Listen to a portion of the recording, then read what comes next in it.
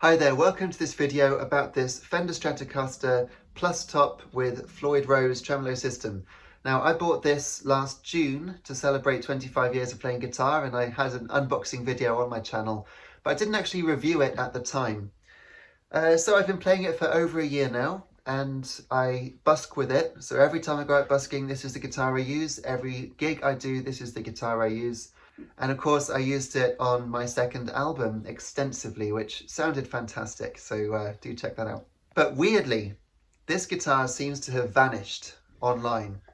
Wherever you go, it's just not there anymore. So Fender's website doesn't have it, Guitar, where I bought this one, doesn't have it, PMT Music in Bristol, basically everywhere has just deleted it from their catalogue. So Fender just has this page doesn't exist. It's not even that it's out of stock, it's just not there.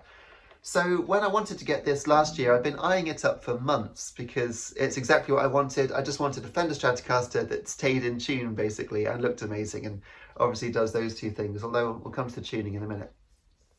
But it was out of stock when I had the money, in stock when I didn't have the money, and when it did come back in briefly, I bought it from Guitar. Instead of 840 from Fender's website, it was about £70 cheaper than that from Guitar, so I wholeheartedly recommend them, do check them out.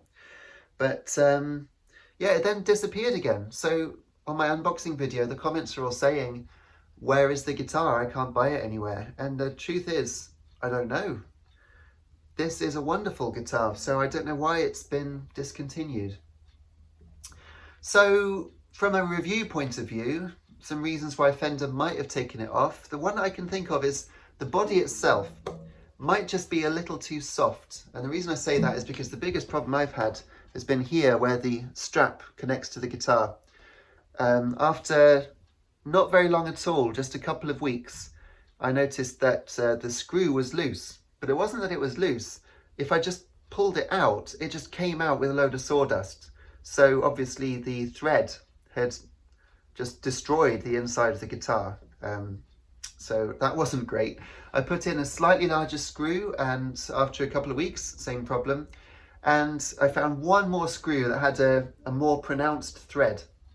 And it was bigger, but it was so big it only just fit through the metal hole of the bit that the strap connects to here. And fortunately, that did seem to solve the problem. So I haven't had any problems since. That was a good 7 or 8 months ago. Yeah, 7 or 8 months, I reckon. Maybe even longer. And that's better. So that's good. But it's possible that this wood isn't ideal. Still sounds wonderful. I mean, check it out.